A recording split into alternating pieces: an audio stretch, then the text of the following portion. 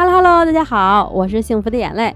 最近我做蛋糕打发蛋白的时候，发现我的蛋白打得很粗糙，但是以前都不会这样。后来我好好研究了一下，终于找到原因了。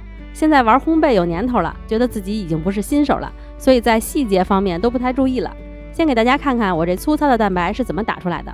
上周我不是拍了金枕蛋糕吗？在小卖部买了一些大鸡蛋回来，没想到买回来的鸡蛋不新鲜，一颗出来就这样，蛋白都泄了。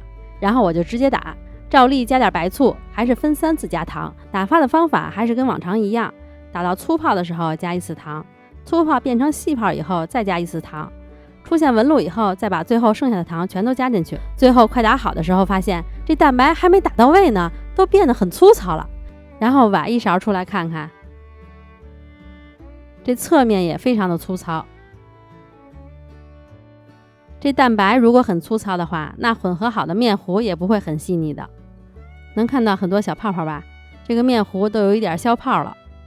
因为以前我打发蛋白的时候会按照书里讲的，会冷冻一下再打，然后还是这个不新鲜的蛋白，冷冻到最外边一圈结冰渣再打发。这次你们看，打好的蛋白就比之前常温的打出来好多了吧？但是还是有点粗糙，肯定也是跟鸡蛋不新鲜有关系。而且这个不新鲜的鸡蛋做出来的蛋糕腥味真的很重，我这种味觉不太敏感的人都吃出来了。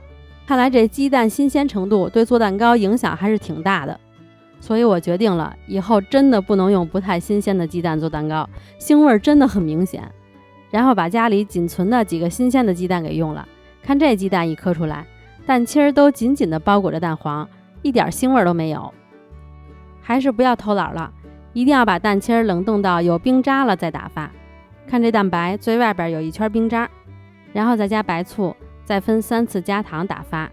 这个打蛋头最好也和蛋白一起都冷冻了再用，低温打发会让蛋白更细腻。还有一点要注意的就是要尽量给它打均匀，就是每一个位置的蛋白都打到。如果盆边上你觉得打不到，中途可以刮一下，把它刮到中间来。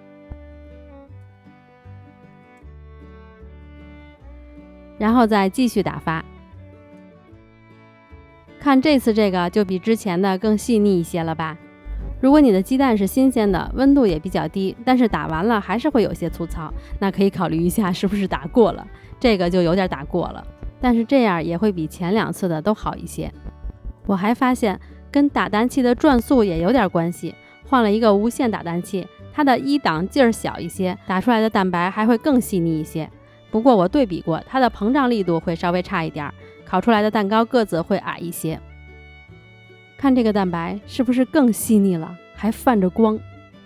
不过也没必要追求这样，只要打发到位，状态合适就行。记得鸡蛋一定要用新鲜的，而且低温打发，糖量也不能太少，毕竟糖对蛋白的稳定性有很大作用，这样就可以打出很细腻的蛋白了。蛋白细腻了，面糊也会细腻，那做好的蛋糕也会更好吃。今天就到这里啦，如果大家喜欢我的视频，别忘了关注我哦。我们下个视频再见啦，拜拜。